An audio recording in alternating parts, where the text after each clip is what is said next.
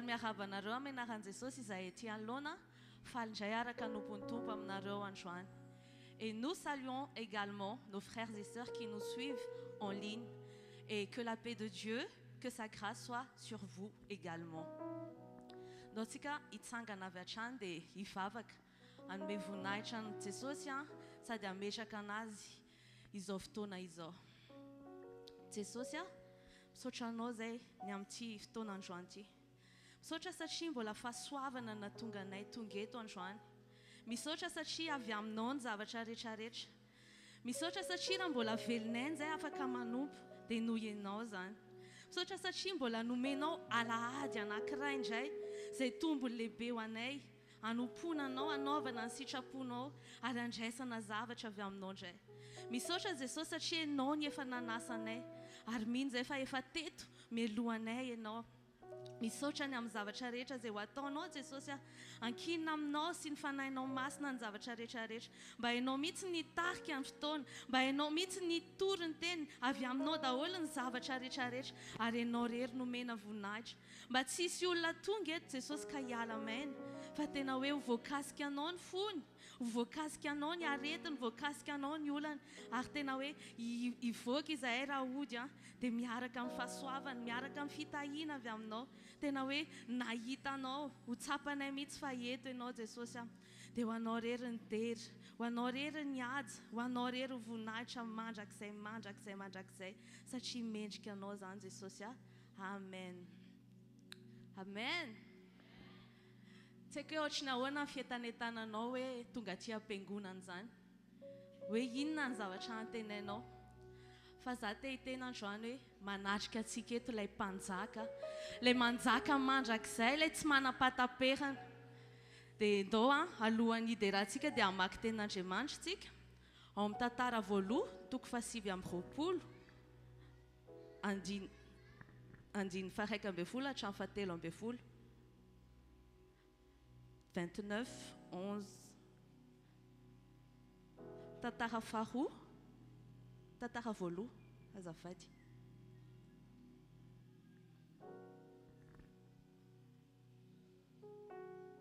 Ndao aloha ite hatana mafy an Jesosy tsika mandra-pianatra zany. Alleluia. Amin'ny anaran'i Jesosy, anao Jehova ny falebiazana sy ny hery sy ny voninahitra sy ny famirapiratana ary ny fiandrianana dia izay rehetra any an-danitra sy ety an-tany, anao ny fanjakana. Jehova ary anao ny fisandratana ho lohany ambonin'ny zavatra rehetra. Avy aminao ny harena sy ny voninahitra ary ianao no manjaka amin'izao rehetra izao. Eo an-tananao ny hery sy ny tanjaka, ka eo an-tananao koa ny mampalehibe sy mampatanjaka izao rehetra izao. Koa ankehitriny misaotra anao ry zahay ry Andriamanitra eo sy midera ny anaranao be voninahitra. Afaka veritsika ve io tapany farany io miaraka mafy be amin'ny anaran'i Jesosy hoe koa ankehitriny misaotra anao zahay ry Andriamanitra eo sy midera ny anaranao be voninahitra. Misy olona ve eto resy lahatra fa Andriamanitra ny tompony zavatra rehetrarehetra ary izy rery ihany no mendrika ho deraina. Mendrika anazy ny saotra, mendrika anazy ny voninahitra, mendrika anazy ny haja mandrakizay. Dia ndao tsika ite hatana ho an'izany Andriamanitra zany fa efa eto izy androany. Vous aussi en ligne, je vous invite à honorer Dieu, le Seigneur des Seigneurs, celui qui est créateur de toutes choses. On va chanter pour le Seigneur. Sauchas dera wa nori rianze sosia. Ok, noi etaneta na mitandroanya. We no faka manachka seza fiandrana n'Andriamanitra fasainy. Woo!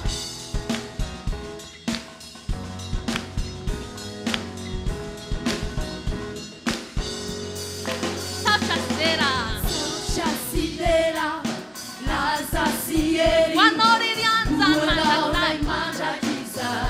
Yula richa tungete sosia nazano. Checha, sini tutulu, yuchke wanacheana.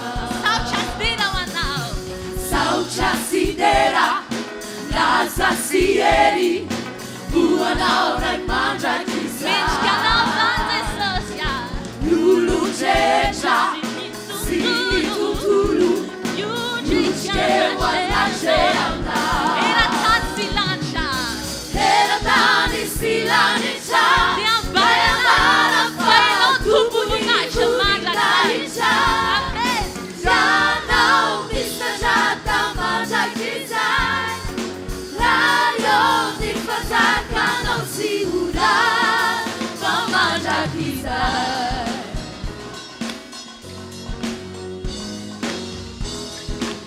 Disiu la mie che andavi a giocare dei lati di Saucia Stella. Sidera, la sassieri, un'ora in mangia chissà. Isore Shizao, Lulu ceccia, Isai tu che tuandiu, Yuji Kalanazana. Era tani silani cha, te bara fa tu puni nari cha. Yana misanjata mangia chissà, la io di fantasma non si usa. Era Tati Lacha. Era tani silani cha, te bara fa tu puni nari cha. Yanore Sanya. Yana misanjata mangia chissà, la io di fantasma non si usa. Va mangia chissà.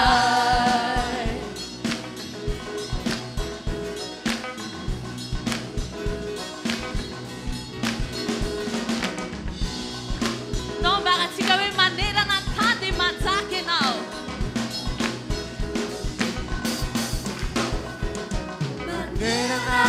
Tani mangiano, nella rua non mangia Simana Sali no dirai. Simana sala ya no rirai. Era una mangiare. Nella rua non mangia chissà. Manera Natani. Manera nani tani mangiano, Era una. nella rua non mangia chissà. Simana sala ya no rirai. Nella rua non mangia chissà. Manera nani tani mangiano, nella rua non mangia chissà. Simana sala ya no rirai. Nella rua non mangia chissà. Era tani silani cha, te amara fa tu puni nari cha. E non tu punzava. Ya no mi sangiata mangia chissà. La io mi fantasma non si usa. Fa mangia chissà. Famada Kizai. Fa mangia chissà. Fa mangia chissà. Alleluia. Fa mangia chissà. Alleluia. Pianeta na no ansoane. E no vere famiglia de. Tena mba saintsainao le zavatra voloka amin'ny vavanao. Sa ataonao tsy anjery fotsiny ihany. Tsika zao manana an'le vavaka nampianarin'ny tompo iny dia rehefa mamarana antsika dia miteny hoe fanao fanjakana sy ny hery ary voninahitra mandrakizay. Amen. Dia ohatrany hoe tsy saintsaintsika hoe inona marina ny tena dikany. Fa andao androany hibanjina an' Jesosy sika dia amerina an'izany hoe anao fanjakana sy ny hery ary voninahitra mandrakizay.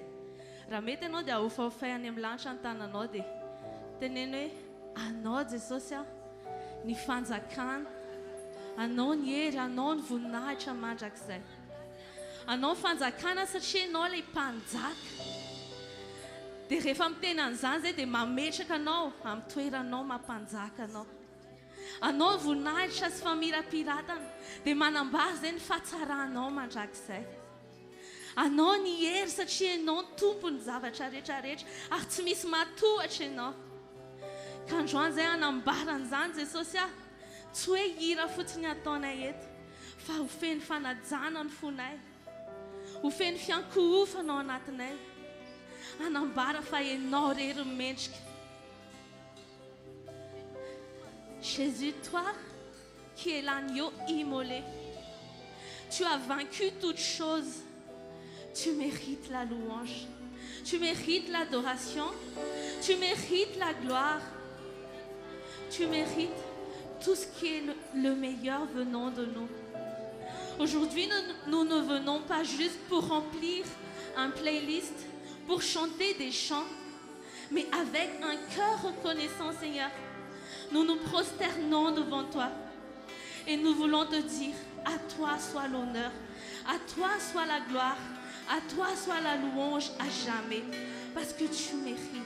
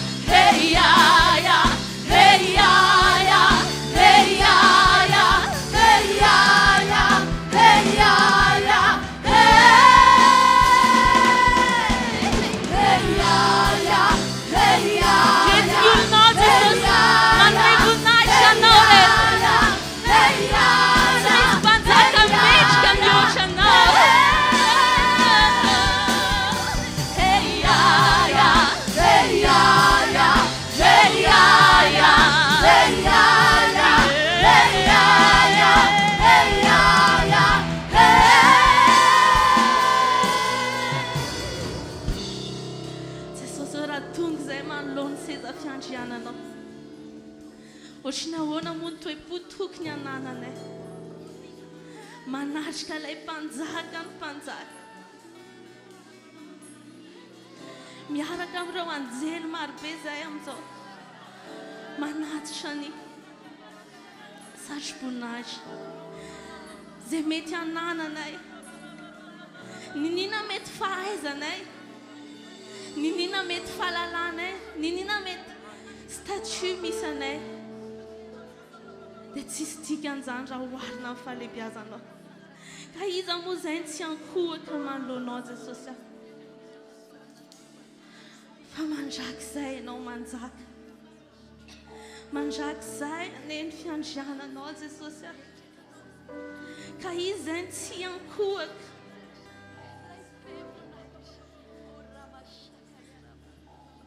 Quand on regarde à ta grandeur, Seigneur. Quand on regarde à ta gloire, on se rend juste compte que nous ne sommes rien devant toi et que nous te devons tout ce que nous avons. Si nous avons quelque chose sur cette terre, ça vient juste de toi. Et c'est avec une humiliation que nous venons devant ton trône, juste pour t'adorer, Seigneur. Juste pour t'adorer, Seigneur. Parce que tu mérites.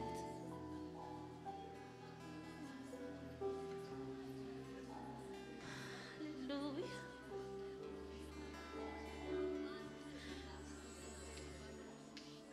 Beda ben zavatra tianay ambara fa tsy ampitsony teninay Jesosy. Rehefa manatrika fotsiny izay ny seza fiandriananao, tena zavatra lehibe indrindra ho anay zany. Fa mirapiratana sy voninahitra ny eo an-tongotrao.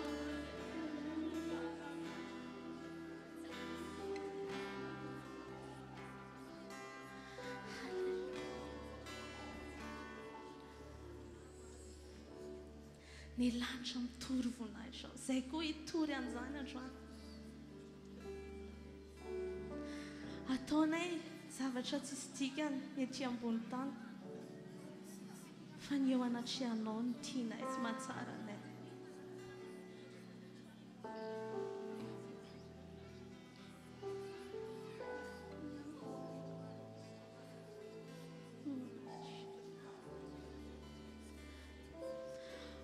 Ao anatin'izany fehikiry izany dia tampoka ianao hibantsina ilay seza fiandrianan'Andriamanitra.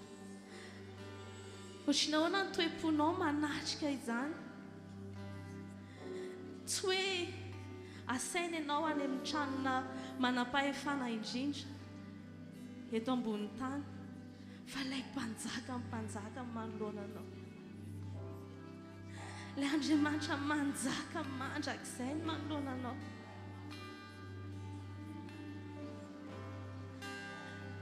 Mety hoe tsy hitanao intsony hoe inona zavatra tenenina, fa ny ao anatin'ny fonao feno fanajana, dia hiankohaka fotsiny androany.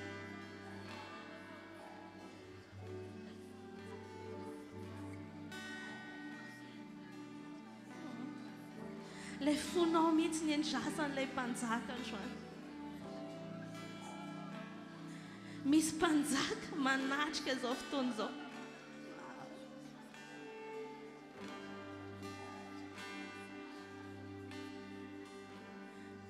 Teneno izy hoe tianao izy amin'ny fonao rehetrarehetra. Teneno izy hoe manaja anazy ianao. Jesosy, ianao ilay mpanjakanay, ianao ilay tomponay.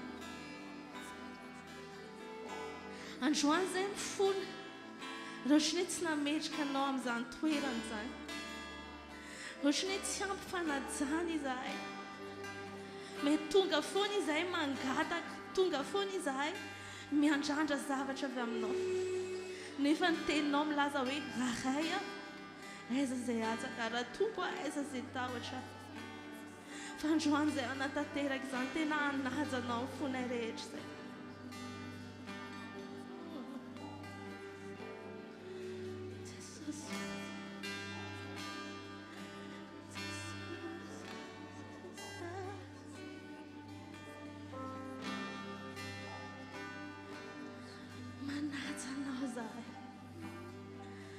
Manaja anao izahay.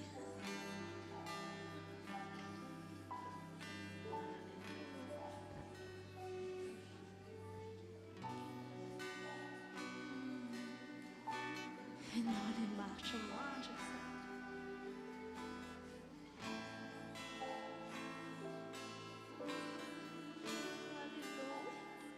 Ny lanitra mitory voninahitra.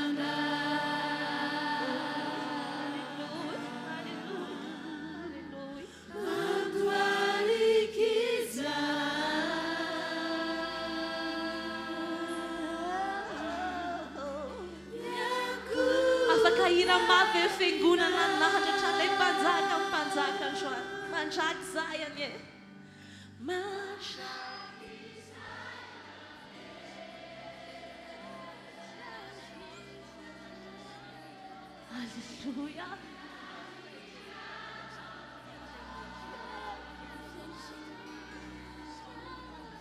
Mandoal Kizaï, c'est ça.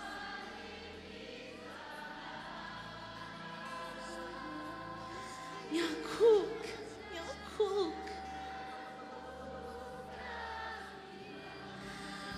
Mancha Kizaï, yeah.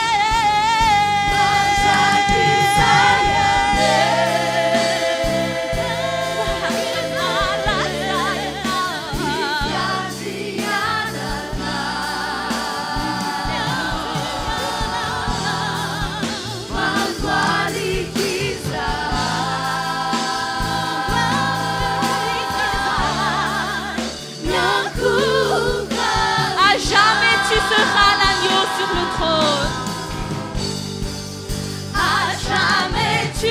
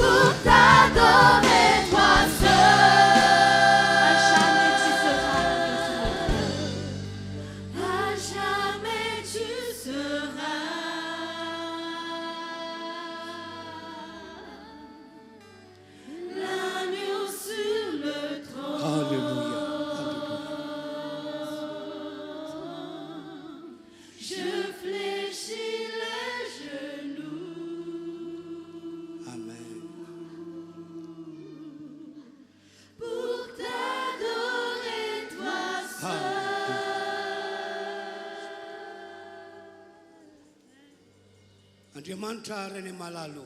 Notre Père, Misaotra anao zay ny amin'ny fanatrehanao an'ity fotoan-dehibe ity. nous te remercions infiniment parce que tu es ici parmi nous. Mino izay fa aneony Andriamanitra anao eto ianao. Et nous croyons que tu vas te manifester aujourd'hui Ny tsiraray avy dia eo aminao tokoa. et que chacun rencontre ta face Andray aujourd'hui fahasoavana avy aminao. et qu'il reçoive pleinement en abondance de toi. Misaotra ry Andriamanitra eo. Nous te remercions, notre Dieu, Amin'ny anaran'i Jesosy. au nom de Jésus-Christ. Amin'ny anaran'i Jesosy. Au nom de Jésus-Christ, Miankohaka aminao zahay. nous nous inclinons devant toi. Miankohaka aminao zahay. Nous nous inclinons devant ta face. Amen. Amen. Samiara maka toerana isika rehetra. Que chacun garde sa place. Miaraba antsika rehetra zay fa tonga eto tompoko. Miaraba amin'ny anaran'i Jesosy ho tahinany ianao. Et je vous salue, chers frères et sœurs qui êtes ici. Soyez bénis au nom de Jésus. Miaraba anareo ihany koa zay manaraka an'izao fotoam-pivavahana izao amin'ny linina any amin'ny tokantrano misy anareo any. Et je vous salue aussi chaleureusement, chers frères et sœurs qui nous suivent en ligne de chez vous. Amin'ny anaran'i Jesosy zay ataon'Andriamanitra aminay eto, enga ane ka ho ataon'Andriamanitra aminareo any lavitra any. Au nom de Jésus-Christ, je vous annonce ce que Dieu fera ici, Dieu le fera aussi parmi vous. Alokana fotoana anaovana vavaka isika amin'izao fotoana izao. Et nous allons maintenant réserver un moment de prière dans la communion, Zava-dehibe amin'Andriamanitra matsy raha manao vavaka amin'ny isika. car c'est une chose importante pour Dieu que nous faisons une prière devant nous. Manambara ny ao anatsika amin'Andriamanitra. Ceci indique que nous montrons à Dieu ce que nous avons vraiment. Dia hoy aho hoe mino avy hatrany ianao fa iananao izy. Et je vous l'assure, crois-le que Dieu t'entendra. Ho vakitsika ny Baiboly ao amin'ny Romanina toko fahatelo ambin'ny folo, andininy faraika ambin'ny folo ka hatramin'ny andininy fahaefatra ambin'ny folo. Je vous invite à suivre ce que dit Romains 13, Elo tsara eny voasoratra manomboka amin'ny andininy faraika ambin'ny folo. Écoutez bien ce que la Bible dit à partir du verset 11. Ary tokony hanao izany indrindra isika satria fahatantsika ny andro fankehitriny izao. Fankehitriny izao dia ora tokony hifoazanareo amin'ny fatoriana. Fankehitriny ny famonjenantsika dia kaiky no tamin'ny andro vao ninontsika. Efa lasa ny alina ka efa mbe kaiky kokoa ny andro koa aoka arintsika ny asa maisina ka hitafitsika ny fiadiny mazava. Aoka isika hitondra tena tsara toy ny amin'ny andro, tsy amin'ny filalaovan-dratsy, na amin'ny famamona, tsy amin'ny fijangajangana, na amin'ny fijejojoana, tsy amin'ny fifandirana, na amin'ny fialonana. Fa hitafio Jesosy Kristy Tompo ary aza miay ny amin'ny nofo atateraka ny filany. Romains chapitre 13, à partir du verset 11. Cela est d'autant plus important que vous savez quel temps nous vivons. C'est l'heure de vous réveiller enfin du sommeil, car maintenant, le salut est plus près de nous qu'au moment où nous avons cru. La nuit est bien avancée, le jour approche. Débarrassons-nous donc des œuvres des ténèbres et revêtons les armes de la lumière. Conduisons-nous honnêtement comme en plein jour, sans orgie ni ivrognerie, sans immoralité ni débauche, sans dispute ni jalousie. Mais revêtez-vous du Seigneur Jésus-Christ et ne vous préoccupez pas de votre nature propre pour satisfaire ses convoitises. Ny sitrapon'Andriamanitra ary fiangonana manarika ity fotoana ity. Car la volonté de Dieu, chère Église, est ceci. Raha namonjy antsika ny tompo dia manan-tanjona ny tondrantsika ho any fiainana mandrakizay. Car le Seigneur nous indique que nous avons un objectif, c'est d'avoir la vie éternelle. Zany no antony natonga azy nanome an'i Jesosy dia zao le voasoratra. Et c'est pour cela que Dieu nous a donné Jésus-Christ, car il est écrit, Fa toy izao no nitiavan'Andriamanitra izao tontolo izao nomeny ny zanan'ilay hitokana mba tsy ho very zay rehetra mino azy fa hanana ny fiainana mandrakizay. car Dieu a tant aimé le monde qu'il a donné son Fils unique, afin qu'un quiconque croit ne périsse point, mais ait la vie éternelle. Amin'ny alalan'i Jesosy zanak'Andriamanitra no amonjena ny fanantsika. Car c'est grâce à Jésus-Christ, son Fils, que nous avons la vie éternelle. Ary hanomezana antsika ny fiainana mandrakizay. Et qui nous donnera vraiment cette vie éternelle. Efa nanodikina lehibe ho amin'izany Andriamanitra. Et Dieu a vraiment fait de grandes choses pour nous en ce moment. Fa ho antsika fiangonana kosa dia tokony hiroso amin'ny dikana tahaka izany. Et pour nous donc, Église, nous devons avancer aussi en ces termes. Mila mivavaka amin'Andriamanitra isika manamafy ny fahalorantsika tena ho azy. Et nous devons adresser notre prière à Dieu, que nous sommes vraiment son peuple. ary mila tanjona tahaka an'Andriamanitra ihany mila manana tanjona tahaka an'Andriamanitra ihany koa ianao dia ny hoe haritra hatramin'ny farany ka ho tokany amin'ilay fiainana mandrakizay. Et tu dois aussi fixer comme objectif de résister jusqu'au bout et de mériter cette vie éternelle. Noho izany dia andao ampiaritsika io teny Romanina 8:20 ilay novakiana teo io. Et je vous invite donc à suivre et à vivre vraiment ce verset dans Romains 13. Andao hijoro tsara ho an'Andriamanitra isika Je vous invite à tenir ferme avec Dieu ka tsy andeha araky ny nofo, et que nous ne marchons pas selon la chair, tsy andeha araky ny tsanotra tahaka ny olona zao tontolo zao, que nous n'agissons pas selon les gens de ce monde, fa isan'andro dia masintsika ho an'Andriamanitra ny fiainantsika. mais que chaque jour nous nous sanctifions devant Dieu. Ary tsy androany ihany fa isan'andro iaho. Et que cela ne soit pas aujourd'hui seulement, mais que chaque jour tu le fasses. Ary tsy eto ihany fa naiza naiza toerana misy atsika. Et que tu ne le fasses pas seulement ici, mais à chaque endroit où tu es, tu feras de Aoka même. hijoro tsara hanohatra ilay famaizinantsika. Et je vous invite donc à tenir ferme contre cette méchanceté. Aoka hijoro tsara hanohatra ny fakapanahetin'ny devoly isika. Et je vous invite aussi à tenir ferme et à résister contre la tentation. Manana tanjona araky ilay nambarako hoe aharitra hatramin'ny farany ary ho tafiditra ho fiainana mandrakizay. Garde ton objectif de tenir ferme jusqu'au bout, de rester fidèle jusqu'à la fin. Andaontsika hanao hira anankiray anao atompo ao ho ataontsika ipetsakanana dia ipetsakanana ihany no hiaraka hivavaka arak'izay teny nambarako izay sika rehetra. Et je vous invite donc à vous lever, de commencer par cette louange et de continuer la prière.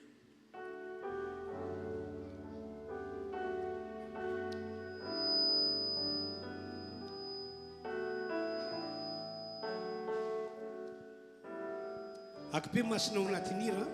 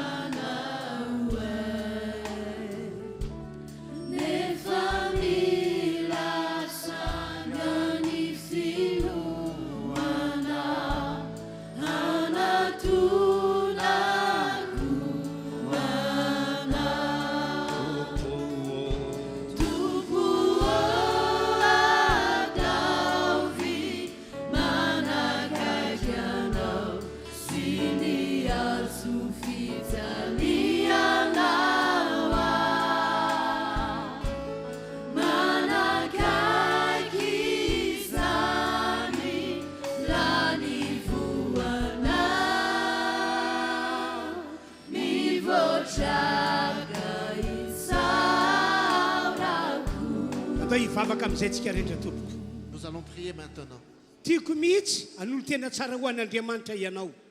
Que chacun montre sa vie pour Dieu. Tsy hanao ambany zavatra an'izao famonjena lehibe efa nomen'Andriamanitra antsika izao ianao. Que chacun considère vraiment la grande valeur du salut qui nous a été donné. Lazao amin'Andriamanitra fa ianao dia hanompo azy hatramin'ny farany. Indique au Seigneur ton Dieu que tu seras fidèle jusqu'au bout. Tsy emitra ary tsy hiverin-dalana mihitsy. Que tu ne reculeras pas. Ary tapoha ny hevitrao tsy andeha araky ny famaizinana. Et prends la décision de ne plus marcher selon les ténèbres. Tapoha ny hevitrao tsy andeha tahaka ny fandehanan'ny jetilisy. Et prends la décision de ne pas marcher selon les gens de ce monde. Aoka hitoetra amin'ny famasinana sy ny fahadiovana ianao. Marche dans la sainteté et dans la pureté. Tiantsika rehetra ny tompo. Car Dieu nous aime. Tiantsika rehetra izy. Car Dieu nous aime énormément. Toy izy mivavaka ry fiangonana. Continue la prière. Ho anareo izay manaraka ny fotoam-pivavahana liana ihany koa, tiako ianareo hivavaka tahaka anay izao. Et pour vous également qui nous suivez en ligne, priez, priez comme nous ici.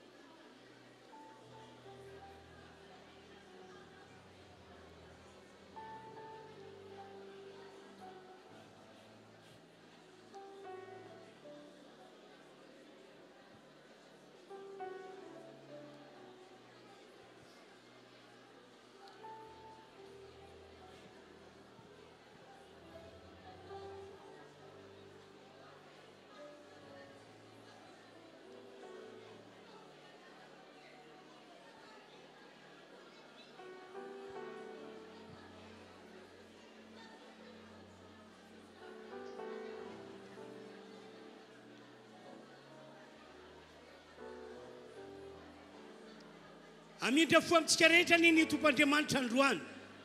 Dieu nous pardonnera de nos péchés aujourd'hui.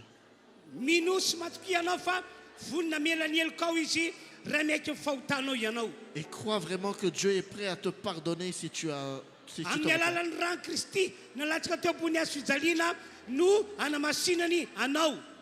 Et par le sang de Jésus qui a été versé sur la croix, que Dieu te sanctifie maintenant. Ary noho ny amin'ny Jesosy sy ny hazo fijaliana dia tsakany toy ny olona tsy mbola nanota ianao. Et grâce à la croix de Jésus, tu seras comme quelqu'un de nouveau. Sitrik'Andriamanitra ny amonjy ny fanahinao riavana. Dieu veut vraiment te racheter. Sitrik'Andriamanitra ny hitondranao ho any amin'ilay fiainana mandrakizay. Dieu veut vraiment t'emmener vers la vie éternelle. Ny angatahako aminareo toero ny devoly. Je vous demande donc, frères et sœurs, de résister au diable. Toero amin'ny anaran'i Jesosy izy. Résistez au nom de Jésus-Christ. Toero amin'ny devoly. Opposez-vous au diable. Toero amin'ny anaran'i Jesosy izy. Contrez-le au nom de Jésus.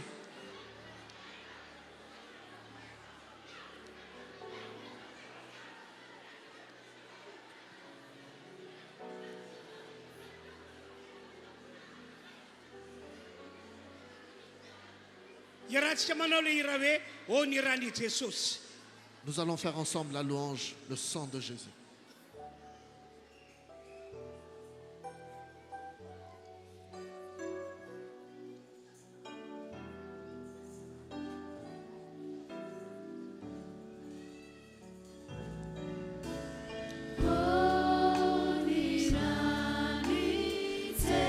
Amen. Misaotra Andriamanitra fa tia anay ianao. Merci mon Dieu, tu nous aimes.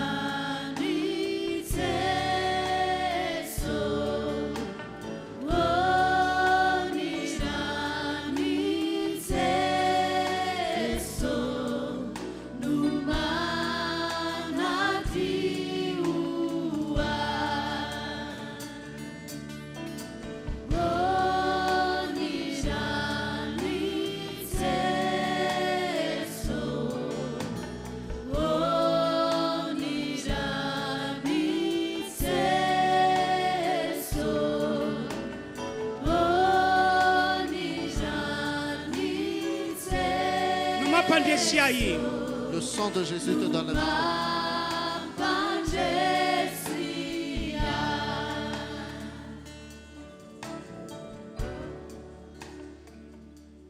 Misaotra anao Andriamanitra Nous te remercions, notre Dieu, fahasoavany lehibe ho anay ny fahafahanay nivavaka teo. car c'est une grande grâce pour nous d'avoir pu prier. Misaotra ray io Nous te remercions, tia Père. anay ianao. Tu nous aimes Ao énormément. amin'ny Jesosy Par Jésus-Christ, anao foana izahay. nous serons à toi éternellement. Anao hatrany hatrany izahay. Nous serons à toi pour toujours. Ary avelanao eloka mandrakariva. Et tu nous pardonneras. Misaotra Jesosy. Nous te remercions, Jésus. Amen. Amen. Samy maka toerantsika rehetra. Que chacun reprenne sa place. Fisaorantsika an'Andriamanitra satria tia antsika rehetra izy dia andao hitehaka mafy dia mafy antsika rehetra tompo. Acclamons fort le Seigneur pour le remercier. Alléluia! Alléluia. Ny voninahitra dia ho an'Andriamanitra irery ihany. Que la gloire soit à notre Dieu seul. Amin'izao fotoana izao aza dia hitondra ny fanatitra isika rehetra. Et présentement, nous allons apporter toutes nos offrandes Hoy aho hoe atraiza ny fahavononanao anoana ny asan'Andriamanitra. et je vous le dis, jusqu'où est votre motivation et votre volonté à soutenir l'œuvre de Dieu. Manentana antsika rehetra aho mba anomeny ampafolokarena. Je vous invite vraiment à apporter votre dîme Rehefa avy eo ihany koa tatazana eny toerana fanatitra fanaontsika hatramin'izay. et les offrandes seront aussi collectées comme nous le faisons. Zay rehetra mino zany teny zany ka makatoa amin'ny anara Jesosy hosokafan'Andriamanitra ho azy any varavaran'ny lanitra. Que tous ceux qui obéissent à la parole avec foi, je le déclare, Dieu ouvrira les écluses des cieux. Ary spécial ty tena ataoko aminareo ity. Et cette année sera vraiment spéciale pour vous. Zay rehetra nakatanao tamin'Andriamanitra ka tsy azonao tamin'ny tetoana ity ho tanteraka aminao anay zany. Que toutes choses qui ne sont pas encore réalisées cette année viendront vers Ho toi. tanteraka aminao anay zany. Et cela soit accompli. Ho amarin'Andriamanitra aminao ane le voasoratra hoe hosokafana varavaran'ny lanitra kapitina fitahina manambiampy. Et Dieu va justifier sa parole pour toi. Il va ouvrir les écluses des cieux. Dia angatany isika zay hitondra ny ampafolokarena mba androsa ty anoloana eto anoloana ihany koa azadina ny fanohanantsika ny émissiontsika rehefa avy eo tatazana eny toerana ny fanalitra fanaontsika hatramin'izay. Et nous pouvons donc avancer maintenant, déposer nos dîmes. Et n'oubliez pas également, pour ceux qui soutiennent nos émissions médias, l'urne est au milieu. Anao hira anankiray reto mpitarika federany reto a rainareo moa le tonkira dia ataovy raha tsy anareo dia mijery tsara ianareo sady miaina. Et durant le commencement de la louange, nous pouvons commencer à porter les dîmes. Dao ary tompoko. Manasa antsika rehetra hijerany écran fa tsotra kely le irepatatsika amin'ny voninahitra n'Andriamanitra tsika amin'ny alalan'ny tir ty.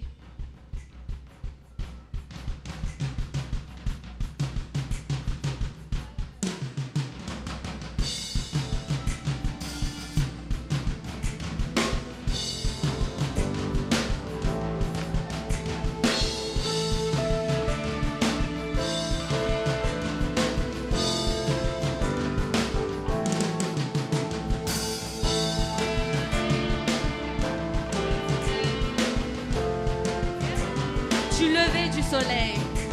Du lever du soleil jusqu'à son coucher, que ton nom soit sanctifié. Du lever du soleil. Du lever du soleil jusqu'à son coucher, que ton nom soit sanctifié. Du lever du soleil jusqu'à son coucher, que ton nom soit sanctifié. chante encore du lever du soleil. Du lever du soleil jusqu'à son coucher, que que ton nom soit sanctifié. Chantons Adonai.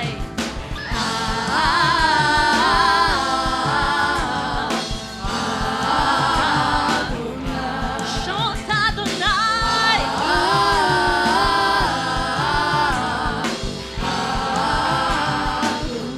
De tout ton cœur, chante Adonai.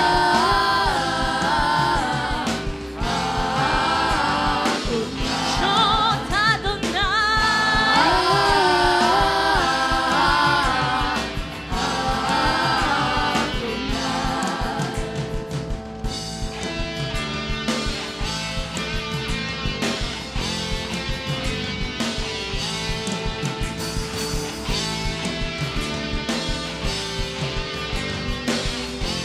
Du lever du soleil.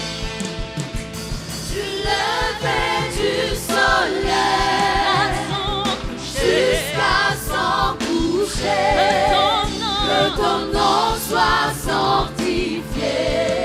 Adonai.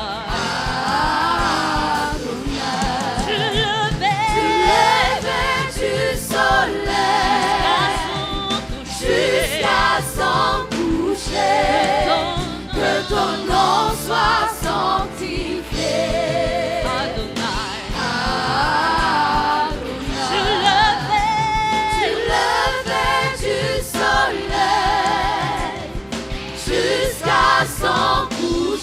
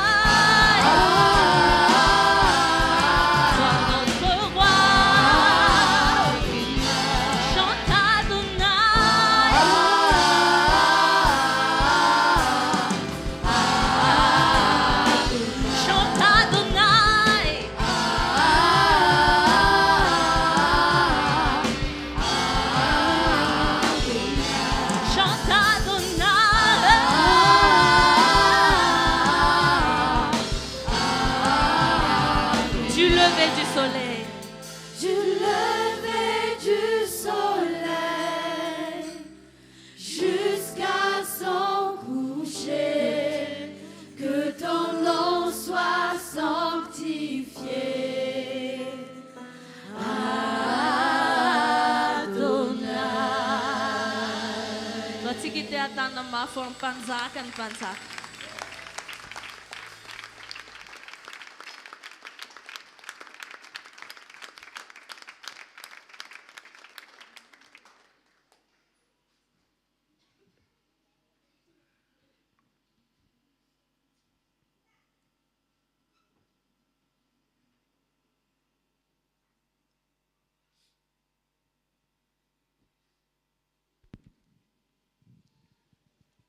Ny lohatenin'ny afatra entina ho antsika rehetra androany dia izao. Le thème du message aujourd'hui, c'est ceci. Ny fankatoavana ny tenin'Andriamanitra arahana fanoerana ny devoly fahavalo. L'obéissance à la parole de Dieu et la résistance au diable. Arak'izany loha hevitra izany dia anao vavaka fanafana lehibe ho anareo aho androany. Suivant ce thème, je vais faire une grande prière de délivrance pour vous aujourd'hui. Ary isy fiantraikany aminareo ty vavaka ataoko androany ity. Et cette prière aura un impact dans votre vie. Ka na dia ianareo any tokantrano aza dia tsapany herin'Andriamanitra manafaka. Et même vous qui êtes dans votre maison, vous allez voir la puissance de Dieu qui vous délivre. Raisy ho andro lehibe ho antsika ny androandroany ry havanao. Considérez ce jour-ci comme un grand jour pour nous. Ka andao vakitsika ny baiboly amin'ny boky Nomery toko fahatelo amby telopolo andininy fahadimapolo manomboka hatreo. Nous allons lire Nombre chapitre 33, verset 50. Vakina amin'ny anaran'i Jesosy ny voasoratra. Nous allons lire au nom de Jésus ce qui est écrit. Ary Jehovah teny tamin'ny Sesy teo Arbota Moaba teo amin'ny Jordana tandrifon'i Jeriko ka nanao hoe mitenena amin'ny zanak'Israely hoe rehefa tafita ny Jordana ka tonga any amin'ny tany Kanana ianareo dia oroainareo eo alohanareo ny mponina rehetra amin'ny tany ary horavanareo ny vato soratany rehetra ary hosomanareo ny sarin-javany anidina rehetra ary horavanareo ny fitoerana avony rehetra dia aleanareo ny tany ka hitoetra eo ianareo fa ianareo no nomeko ny tany ho zarataninareo. L'Éternel dit à Moïse dans les plaines de Moab, près du Jourdain, vis-à-vis de Jéricho, transmets ces instructions aux Israélites. Lorsque vous aurez passé le Jourdain et que vous serez entrés dans le pays de Canaan, vous chasserez devant vous tous les habitants du pays. Vous détruirez toutes leurs idoles en pierre et en métal fondu et vous éliminerez tous leurs hauts lieux. Vous prendrez possession du pays et vous vous y établirez, car je vous ai donné ce pays pour qu'il soit votre propriété. Andininy fadimy amby diampolo ity ilay teny natao akatoavina. Verset 55, voici la parole auquel nous devons obéir. Fa raha tsy lohanareo eo alohanareo ny mponina amin'ny tany dia ho lay amin'ny masonareo sy ho tsilo amin'ny tiazanareo zay avelanareo hitoetra eo ka handrafanareo eo amin'ny tany zay honenanareo izy. Mais si vous ne chassez pas les habitants du pays devant vous, ceux d'entre eux que vous aurez laissés deviendront des épines dans vos yeux et des pointes dans vos côtes. Ils seront vos ennemis dans le pays où vous allez vous établir. Vakitsika ndray ny liko toko fafolo andimy fafito ambin'ny folo ka hatramin'ny andininy fasivy ambin'ny folo. Nous allons maintenant lire Luc chapitre 10, versets 17 à 19. Ary ny fitopolo lahy niverina tamin'ny fifaliana ka nanao hoe Tompo na dia ny devoly azy dia manaiky anay noho ny anaranao. Fa hoy Jesosy taminy izao nahita ny Satana latsaka avy tany an-danitra tahaka ny varatra. Indro efa nomeko fahefana anitsaka menarana sy maingoka sy andresiny rehetra anana fahavalo ianareo ka tsy hisy ampaninona anareo akory. Les 70 revinrent tout joyeux et dirent, Seigneur, même les démons nous sont soumis en ton nom. Jésus leur dit, je regardais Satan tomber du ciel comme un éclair. Voici, je vous ai donné le pouvoir de marcher sur les serpents et les scorpions et sur toute la puissance de l'ennemi, et rien ne pourra vous nuire. Chère assemblée qui assistait à ce grand culte,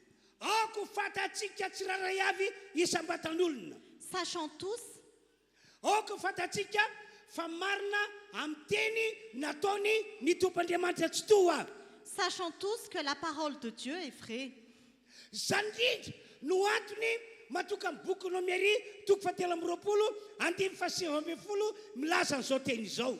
C'est pour cela que le livre de Nombres, chapitre 23, verset 19, dit cette parole. Olona voasoratra Andriamanitra tsy mba olona kandanga na zanak'olombelona ka nenina moa efa nilaza va izy ka tsy efainy na ifanteny va izy ka tsy hotoviny. Dieu n'est pas un homme pour mentir, ni le fils d'un homme pour revenir sur sa décision. Ce qu'il a dit, ne le fera-t-il pas? Ce qu'il a déclaré, ne l'accomplira-t-il pas? Zany anko ny natoka ny anjely Gabriela nilaza an'izao teny izao ao amin'niko toko voalohany andiny fafito amby telopolo. C'est aussi la raison pour laquelle l'ange Gabriel a dit cette parole dans Luc chapitre 1, verset 37. Hoy izy tamin'izany fotoana zany fa tsy ho tanteraka ny teny rehetra alohan'ny vavan'Andriamanitra. Il a dit en ce temps-là, en effet, rien n'est impossible à Dieu.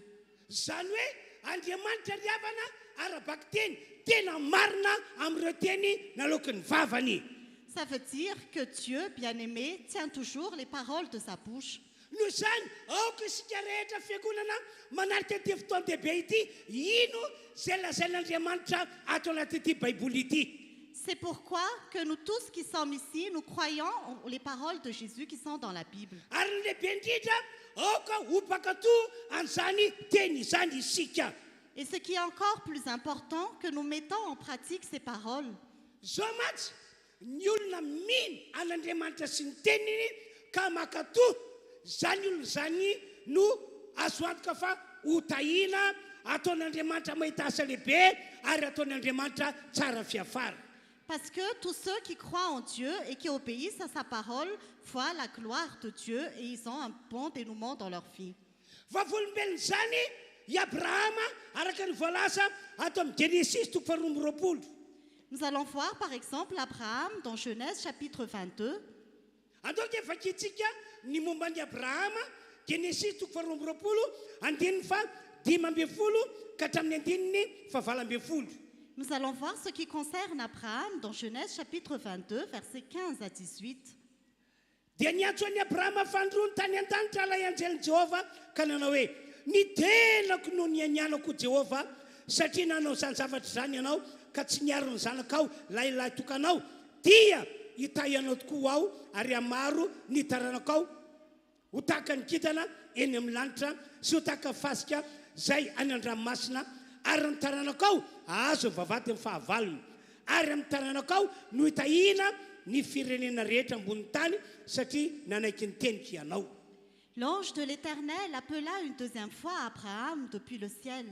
Il dit, je le jure par moi-même, déclaration de l'Éternel, parce que tu as fait cela et que tu n'as pas refusé ton fils unique, je te bénirai et je multiplierai ta descendance. Elle sera aussi nombreuse que les étoiles du ciel, pareille au sable qui est au bord de la mer. De plus, ta descendance possédera les villes de ses ennemis.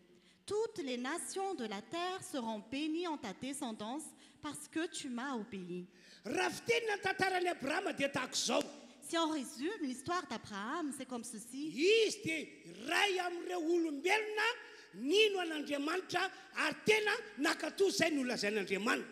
Il est l'un des hommes qui a obéi à Dieu et qui a mis en pratique la parole de Dieu.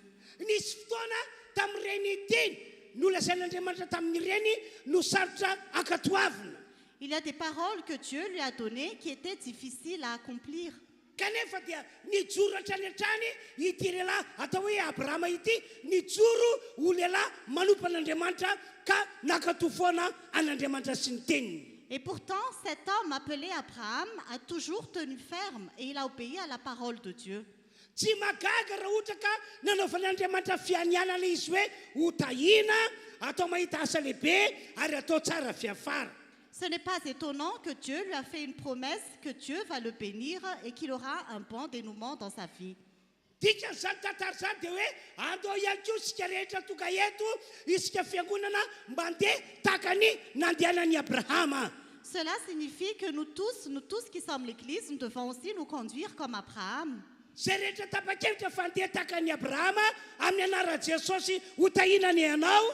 Tous ceux qui sont décidés à marcher comme Abraham sont bénis au nom de Jésus. Ahita asa lehibe avy amin'Andriamanitra anay ianao. Tu verras Dieu agir dans ta vie. ho tsara fiafarana isika rehetra Et notre histoire aura un bon dénouement. andao hiteka mafan'andriamanitra Acclamons fort pour le Seigneur. fa enondray ity fananarana anankiray ity Mais écoutez bien aussi ceci. fa reo olona tsy makatoa an'andriamanitra sy ny teniny zany hoe tsy manaja an'andriamanitra mihitsy izy Les personnes qui n'obéissent pas à Dieu et à sa parole, c'est-à-dire qui ne respectent pas du tout Dieu, araka volasa baiboly dia voaosina sy ho ratsy fiafara zany olona zany selon ce qui est écrit dans la Bible, ils sont maudits et ils auront un mauvais dénouement. manamarina izany ny tantaran'ny saoly mpanjakan'israely L'histoire de Saül, le roi d'Israël, confirme cela. raha fiteny ny tantaran'izany lehilahy zany dia tahako zao Si on résume l'histoire de cet homme, c'est comme ceci. nisy andraikitra lehibe nakinin'andriamanitra tamin'ny saoly mpanjakan'israely Il y a une grande responsabilité que Dieu a confiée au roi d'Israël, Saül. dika dia mila makatoa an'andriamanitra sy ny teny nataon'andriamanitra saoly mpanjaka Donc Saül devait obéir à Dieu et obéir à la parole de Dieu. indrisy nefa fa nanana ny heviny nanana ny sainy saoly mpanjaka tamin'izany fotoana zany Malheureusement, Saül le roi avait ses propres pensées en ce temps-là. tsy nahoany zay teny nambaran'andriamanitra taminy Il n'a pas écouté ce que Dieu lui a dit. tsy no tanterahany ny zavatra nampanaovan'andriamanitra azy Il n'a pas accompli ce que Dieu lui a confié. vokany dia tonga teo aminy ozina Le résultat, il a eu une malédiction. ary lasa olona ratsy fiafara izy Et son histoire avait un mauvais atao dénouement. dia fakitsika ny voasoratra samoela voalohany toko fa 10 andiny fa roapolo sy ny fatelo amby roapolo Nous allons lire ce qui est écrit dans 1 Samuel chapitre 15 versets 22 à 23. fa o samoela lehilahin'andriamanitra taminy sitraky jehovah moa ny fanatitra dorana sy fanatitra hafa alatsatra mihoatra noho ny miaino ny feon'i jehovah ny manaraka no tsara noho ny fanatitra ary ny miaino no tsara no saboran'ondrilahy fa ny mihodina dia toy ny eloka amin'ny fankatoavana ary ny ditra dia toy ny mpanompo sampy sy terafimo satria nandany teny jehovah ianao ry saoly dia nolaviny tsy ho mpanjaka kosa Samuel dit, l'Éternel trouve-t-il autant de plaisir dans les holocaustes et les sacrifices que dans l'obéissance à sa foi? Non, l'obéissance vaut mieux que les sacrifices et l'écoute attentive vaut mieux que la graisse des béliers. Oui, la révolte est aussi coupable que la divination et la résistance au Seigneur est aussi fautive que le recours au tirafim. Puisque tu as rejeté la parole de l'Éternel, il te rejette lui aussi comme roi. mazava ny voasoratra mikasany amin'ny saoly mpanjakan'israely Ce qui est écrit concernant Saül, le roi d'Israël, est clair. nandeha arak'izay tiany nandehanana izy Il a marché selon sa propre volonté, fa tsy nandeha araky ny sitrapon'andriamanitra mais il n'a pas marché selon la volonté de Dieu. tsy tokony ho tahaka izany mihitsy ny fiainantsika olon'andriamanitra Nous ne devons pas agir ainsi, nous dia io qui sommes voasoratra io ny serviteurs fiafaran'ny de Dieu. fiainana Et voici la fin de tonga l'histoire. teo aminy ozina Il a eu une malédiction. ny esolon'andriamanitra tsy ho mpanjakan'israely intsony izy Dieu l'a rejeté et il n'était plus roi ary d'Israël. raha fakitsika ny tantara dia ratsy fiafara saoly Et si nous lisons l'histoire, son histoire a fait satria une maty mauvaise fin namono tena izy parce qu'il est mort en se suicidant. toy ny fampidirana ihany ry fiangonana zay nambarako izay fa ny tena afatra dia ity nomeri toko fatelo amby telopolo andiny fa 5 amby telopolo 5 amby 10 C'était comme une introduction, ce que je vous ai dit tout à l'heure, mais le vrai message se trouve dans Nombre chapitre 33, verset 55. ovakiko amin'ny anarana jesosy le teny Je vais le lire au nom de Jésus. fa raha tsy roanareo eo alohanareo miponina amin'ny tany dia ho lay amin'ny masonareo sy ho tsilo amin'ny tiazanareo zay avelanareo hitoetra eo ka andrafanareo eo amin'ny tany zay honenanareo izy Mais si vous ne chassez pas les habitants du pays devant vous, ceux d'entre eux que vous aurez laissés deviendront des épines dans vos yeux et des pointes dans vos côtes. Ils seront vos ennemis dans le pays où vous allez vous établir. hoy ny tompandriamanitra tamin'ireo zanak'israely olony Le Seigneur Dieu a dit aux Israélites, son peuple, tonga kehitriny ny fotoana etiko miditra ao amin'ilay tany kanana zay nampanetanako anareo ianareo le moment est venu où je vais vous conduire dans le pays de Canaan que je vous avais promis. ny fatogavanareo ao ry zanak'israely no pirofo ray lehibe fa marina amin'ny teny zay efa naloky ny vavako ao Votre entrée dans le pays de Canaan, Israélite, c'est la preuve que Dieu tient toujours ses paroles. noho izany raisoavoko ny teny rehetra izay mbola olasaiko aminareo. Alors recevez aussi toutes les paroles que je vais encore vous donner. Raiso avoko ny teny rehetra izay mbola olasaiko aminareo. Recevez aussi toutes les paroles que je vais encore vous donner. Ary ny lehibe indrindra amin'izany re zan'Israely ankato avy. Et le plus important, chers Israélites, obéissez. Mila olombelona mankato ahy ao hoy ny tompandriamanitra. J'ai besoin de personnes qui obéissent à ma parole, dit l'Éternel Dieu. Mila olombelona manaja ahy ihany koa aho hoy ny tompandriamanitra. J'ai besoin d'hommes qui me respectent aussi, dit l'Éternel Dieu. Fa ny olona toy zany no hotahiko ataoko mandresy foana ary ataoko tsara fiafara. Parce que ce sont de telles personnes que je bénis, à qui je donne la victoire et qui ont un bon dénouement dans leur histoire. Ry fiangonana rehetra manarika ty fotoan-dehibe ity. Chère assemblée qui assistez à ce grand culte, Ako mpakatoan'Andriamanitra tokoa isika fiangonana. que nous obéissons vraiment à Dieu, nous qui sommes l'Église. Tsy mety hoe titre fotsiny hoe tsika hoe fiangonana fa mila makato zay lazain'Andriamanitra isika. Nous ne devons pas tout simplement porter le titre d'Église, mais nous devons obéir à la parole de Dieu. Asa manaiky avilivily ny devoly ny saintsika sy ny fotsika. N'accepte pas que le diable détourne nos pensées et nos cœurs. Enina dia teny faran'izay sarotra azy no lazain'Andriamanitra amintsika aoka hijoro ho mpakato an'Andriamanitra foana isika. En effet, même si Dieu nous donne des paroles qui sont vraiment très difficiles, nous devons toujours obéir et mettre en pratique ces paroles. Raiso fahasoavanao anao ny nafantaranao ny tantarany Abraham. Considère comme une bénédiction pour toi d'avoir connu l'histoire d'Abraham. Rehefa nijoro ho nakato an'Andriamanitra sy ny teniny i Abrahama dia ilay nambarako taminareo teo no tahina izy ary lasa tsara fiafara. Quand Abraham a tenu ferme et qu'il a obéi à la parole de Dieu, il a eu un bon dénouement dans son histoire. Tahaka izany ihany koa tantara Petera. C'est aussi l'histoire de Pierre. Petera dia mpanarato no asany. Pierre était un pécheur. Fa ndray andro raha nanao izany asa fanaratony izany izy dia tsy nahazo na inona inona. Mais un jour qu'il était en train de pécher, il n'a rien obtenu. Misaotra an'Andriamanitra nefa fa nataon'Andriamanitra tonga teo amin'ny Petera Jesosy la irak'Andriamanitra. Mais nous remercions Dieu parce que Dieu a fait que Jésus soit arrivé auprès de Pierre. Jesosy dia zanaky Marie sy Joseph. Jésus est le fils de Marie et de Joseph. Zanaka mpandrafitra. Il est le fils d'un charpentier. Ary Jesosy dia mpandrafitra tahaka andreo ray aman-dreniny. Et Jésus était charpentier comme ses parents. Eny an-tanety no manavanana azy. Il travaillait sur la terre ferme. Asa eny an-tanety ny tena manavanana azy. Il travaillait sur la terre ferme. Fa ity Petera zay nionaniny ity kosa dia zanaka mpanarato. Mais Pierre était le fils d'un pécheur. Dia lasa mpanarato tahaka andray aman-dreniny. Il est devenu pécheur comme ses parents. Ary ny asa any anaty rano no tena manavanana azy. Et il travaillait sur la mer. Dia indray mandeha araky ny nambarako taminareo tafahoana Jesosy sy Petera. Et un jour, comme je vous l'ai dit, Pierre et Jésus se sont rencontrés. Rehefa hita Jesosy fa tsy naompy tamin'ny asa fanaratona Petera dia nampahery azy Jesosy. Quand Jésus a vu que Pierre n'a pas réussi dans son travail de pécheur, Jésus l'a encouragé. Hoy izy tamin'ny Petera, ry Petera, alevo ny aratonao makanesa amin'ny lalindalina dia latsao ndray mandeha ny arato fa azo trondro be dehibe ianareo.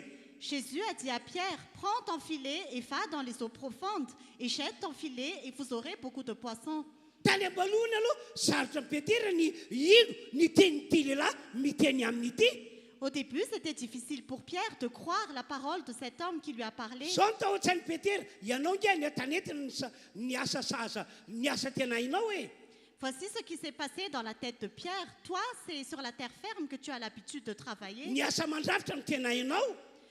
Tu sais faire le travail du charpentier. Fa izao mpanarato ary efa zatra rano. Mais moi, je suis pécheur et j'ai l'habitude de pécher. Sarotra amiko ny manaiky an'izany teninao zany. C'est difficile pour moi de croire ta parole. Zany no nandato ao anatin'ny sain'i Petera. C'est ce qui s'est passé dans la tête de Pierre. Fa isaoran'Andriamanitra fa vetivety teo dia niasa ny herin'Andriamanitra ka tonga rema ho an'ny Petera le teny. Mais nous remercions Dieu parce que immédiatement, la parole est devenue un réma pour Pierre. engany ao anatyty fotoana ity azo rema daholontsika rehetrarehetra Puissions-nous tous recevoir un réma pendant ce culte. ka ny teny rehetra izay mba raha eto mandrapirava dia ho teny velona ho anao. Et que toutes les paroles qui sont annoncées ici soient des paroles vivantes pour toi. no zany dia hoy Petera avy eo Alors Pierre a dit ceci. kanefa no ny teninao dia alatsaka any ny arato. Mais sur ta parole, je jetterai les filets. Tao tsy Petera zany dia hoe na dia mpandrafitra asa ity lehilahy ity dia tsy mampaninina fa hoekeko ny teniny. Donc Pierre s'était dit que même si cet homme est un charpentier, je vais obéir à sa parole. Ka rehefa nino le teny izy nakatolo le teny izy dia hoy baiboly hoe naomby be mihitsy tamin'ny asa fanaratona. Et quand il a cru la parole et qu'il a mis en pratique cette parole, la Bible dit qu'il a vraiment eu beaucoup de succès en tant que pécheur. Nosoratana daholo zany tantara zany ry havana na tantaran'ny Abrahama na tantara Petera mba ilazana amintsika hoe isika dia mila mino n'Andriamanitra sy ny teniny ary mila makatoy izay lazainy. L'histoire d'Abraham et de Pierre ont été écrites pour nous inciter à croire à la parole de Dieu et à mettre en pratique sa parole. No zany andao hanao vavaka isika rehetra amin'ity androandroany ity. Alors nous allons tous prier aujourd'hui. Andao hanao vavaka isika ka ilaza amin'Andriamanitra hoe tompo manomboka androany izy izay lazainao ao ary akatoy izay lazainao ihany koa. Prions tous et disons au Seigneur qu'à partir d'aujourd'hui, je crois ta parole et je vais mettre en pratique ta parole. Enina dia hitako fa sarotra be aza ny makatoy le teninao dia akatoy foanao satria Andriamanitra ianao izay miteny. En effet, même si je vois que c'est très difficile d'obéir à ta parole, j'obéirai quand même parce que tu es Dieu, toi qui me parles. Hanao vavaka isika amin'izao ora izao. Nous allons maintenant prier. Tena hivavaka amin'ny fontsika rehetra. Nous allons prier de tout notre cœur. Fa ao anaty mialohan'izany aloha dia hiaraka hanao hira anankiray isika ny teninao Jehovah Ray Mahery andininy indray mandeha ihany vita izay dia hivavaka isika rehetra. Mais avant la prière, nous allons faire un louange, ta parole, Dieu Tout-Puissant. Akipimo masonao ao anatin'ilay hira tompoko. Ferme les yeux pendant la louange. Saitsainy fa ianao dia vonona ny ino sy akatoy izay lazain'Andriamanitra. Pense que tu es prêt à obéir et à mettre en pratique la Ary amin'ny parole anaran'i de Dieu. Jesosy ho tahinany ianao. Et au nom de Jésus, tu seras Allez, béni. face.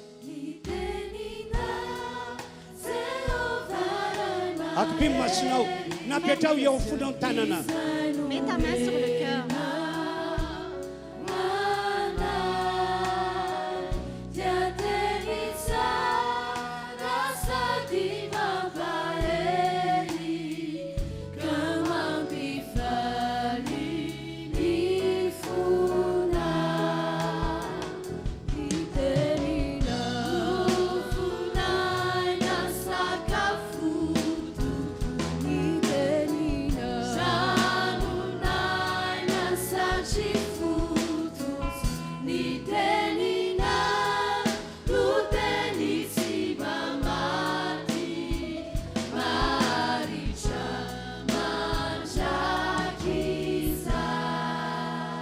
Andao hivavaka daholontsika rehetra azy. Nous allons maintenant prier. Tiako tena anandratra ny feonao mihitsy ianao ilaza amin'Andriamanitra fa ianao dia hijoro ino sy akatoy izay lazain'Andriamanitra rehetra. Lève ta voix et dis à Dieu que tu tiens ferme pour obéir à tout ce qu'il dit. Ary tiako mihitsy azy ianao ilobava hoe na dia sarotra ary ny teny lazanao amiko dia hijoro akatoy izany aho.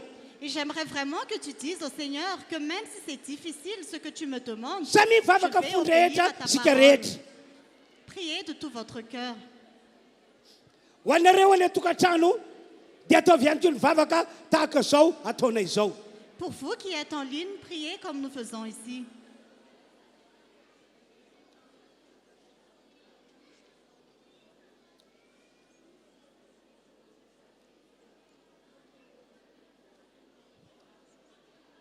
Ataovy tena mirehitra mihitsy ny etaetanao ny ino sy akatoy izay lazain'Andriamanitra. Que tu aies vraiment une soif ardente d'obéir à la parole de Dieu et de la mettre en pratique. Areo ka tena hivavaka amin'ny fonao manontolo ianao ho fanaovana défi andra devoly izay mampirorosaina. Et prie vraiment de tout ton cœur pour défier le diable qui veut te faire douter.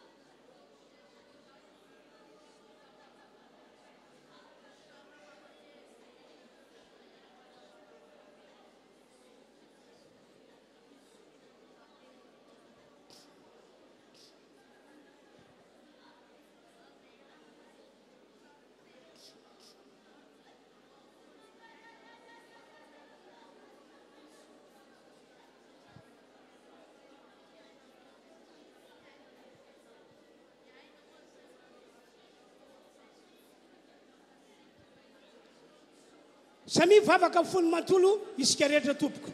Prions tous de tout notre cœur. Raha matsampy ianao fa misy atakina divoly mampirorosaina anao, toero amin'ny anaran'i Jesosy izy.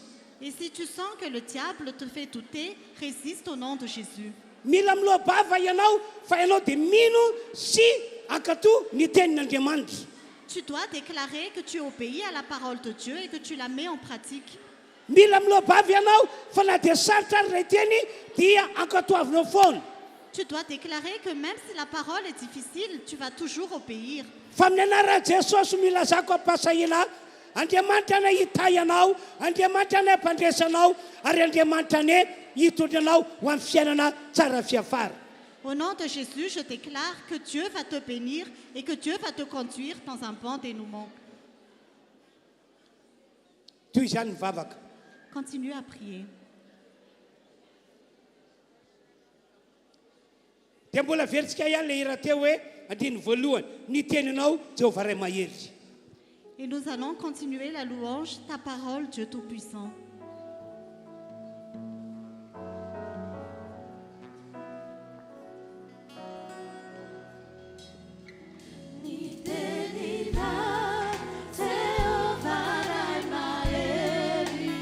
Aoka isika rehetra anao zany hira zany amin'ny fotsika manontolo.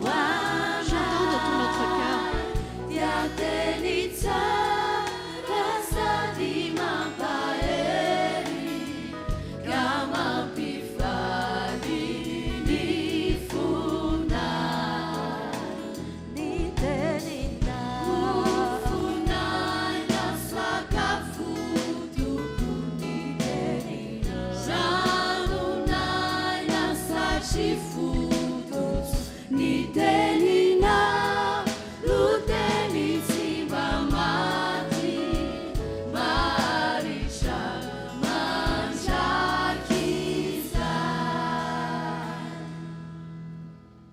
Mentsika toerana ireo tarika fidiarana dia iverenantsika lay voalaza ny boky nomery toko fahatelo amby telopolo andimy fadimy amby dimapolo. Le groupe de louanges peuvent prendre leur place et nous revenons dans Nombre chapitre 33 verset 55. Fa raha tsy roanareo eo oloanareo ny mponina amin'ny tany dia ho lay amin'ny masonareo sy ho tsilo amin'ny tiazanareo zay avelanareo itoetra eo ka andrafanareo eo amin'ny tany zay onenanareo izy. Mais si vous ne chassez pas les habitants du pays devant vous, ceux d'entre eux que vous aurez laissés deviendront des épines dans vos yeux et des pointes dans vos côtes. Ils seront vos ennemis dans le pays où vous allez vous établir. Hoy ny Tompoandriamanitra tamin'ireo zanak'Israely. Le Seigneur Dieu a dit aux Israélites, Kely sisa dia ho tafita soamatsara ianareo. vous allez bientôt réussir. Hiditra ao amin'ilay tany Kanana zay nampanetanako anareo ianareo. Vous allez entrer dans le pays de Canaan que je vous ai promis. Noho zany dia manamafy hatrany hatrany ny alekanareo ny teniko ianareo. Alors je confirme encore que vous suivez ma parole. Arao ny teniko hoy ny Tompoandriamanitra. Suivez mes paroles, dit l'Éternel Dieu. Rehefa tonga ao amin'ilay tany todra-drono sy tantely ianareo Quand vous arriverez au pays où coule le lait et le miel, dia tsy maintsy roanareo ny mponina rehetra ao amin'io tanàna io. vous devez chasser tous les habitants de ce pays. Aza vela izy na dia olona iray aza hijanona ao Kanana. Et ne laissez pas une seule personne dans le pays de Canaan. Reo tompon-tany rehetra roay hiala ao amin'io tany Kanana io. Chassez de ce pays tous ceux qui se trouvent à l'intérieur du pays. Esory hiala ao Kanana ihany koa ny sampony rehetra. Et chassez de ce pays toutes leurs idoles. Ataoko efa kitsika zay teny zay no miaretiko toko fahatelo amby telopolo andimy fadimapolo ka hatramin'ny andiny fahatelo amby dimapolo. Nous allons lire cette parole dans Nombre chapitre 33, versets 50 à 53. Ary Jehovah dia tamin'ny Mosesy teo Arbota Moaba teo amoron'ny Jordana tandrifiny Jeriko ka nanao hoe mitenena amin'ny zanak'Israely ianao ry Mosesy rehefa tafita ny Jordana ka tonga any amin'ny tany Kanana ianareo dia oroanareo eo alohanareo ny mponina rehetra amin'ny tany ary horavanareo ny vato soratany rehetra ary hosombanareo ny saron-javany anidina rehetra ary horavanareo ny fitoerana aviny rehetra. L'Éternel dit à Moïse dans les plaines de Moab, près du Jourdain, vis-à-vis de Jéricho, « Transmets ces instructions aux Israélites. Lorsque vous aurez passé le Jourdain et que vous serez entrés dans le pays de Canaan, vous chasserez devant vous tous les habitants du pays. Vous détruirez toutes leurs idoles en pierre et en métal fondu et vous éliminerez tous leurs hauts lieux. » ry zanak'Israely ao ekeo zany teny zany araka toavy zato isan-jato. Chers Israélites, acceptez ces paroles et obéissez à 100%. Fa matoa miteny aminareo dia satria izay ny mahasoa anareo ry zanak'Israely. Parce que si je vous parle, c'est parce que c'est ce qui est bon pour vous, chers Israélites. Aza mieritreritra ianareo hoe sarotra be ny manilika an'ireo mponina rehetra ao amin'io tanàna io. Ne pensez pas que c'est très difficile de chasser les habitants de ce pays. Ekeo sakatoa fotsiny teliko fa izao Jehovah Andriamanitra reo anampy anareo androaka an'ireo fahavalo reo. Écoutez et obéissez tout simplement à ma parole, parce que moi qui suis votre Dieu, je vais vous aider à chasser ses ennemis. Fa raha tsy mandeha araka izany teny ataoko izany ianareo dia eno tsara ny zavatra hitrango amin'ny fiainanareo. Mais si vous n'obéissez pas à ces paroles, écoutez bien ce qui va se passer dans votre vie. Olona iamasinareo ireo mponina ireo ho tsilo amin'ny tezanareo ireo mponina ireo. Ces habitants deviendront des épines dans vos yeux, ces habitants deviendront des pointes dans vos côtes. Ary andrafy anareo isan'andro ireo mponina ireo raha ohatra ka avelanareo hitoetra ao. Et ils seront vos ennemis chaque jour si vous les laissez rester auprès de vous. Noho izany dia ataovy izay ampiala an'ireo mponina ireo hiala amin'io tanàna io. Alors faites tout pour chasser ces habitants de ce pays. Zao matsy tsy hianana fiainana mahafinaritra ianareo na dia toko amin'ilay tanàna tondra-droa sy tantely aza raha ohatra ka mbola avelanareo hitoetra ao ireo mponina ireo. Parce que vous n'aurez pas une bonne vie, même si vous êtes dans le pays où coule le lait et le miel, si vous laissez ces habitants auprès de vous. Ry fiangonana rehetra manarika ity fotoan-dehibe ity. Chère assemblée qui assistez à ce grand culte, Tsy efa fatahaka izany mihitsy ny tokony ho ataontsika rehefa tonga ao amin'i Jesosy isika.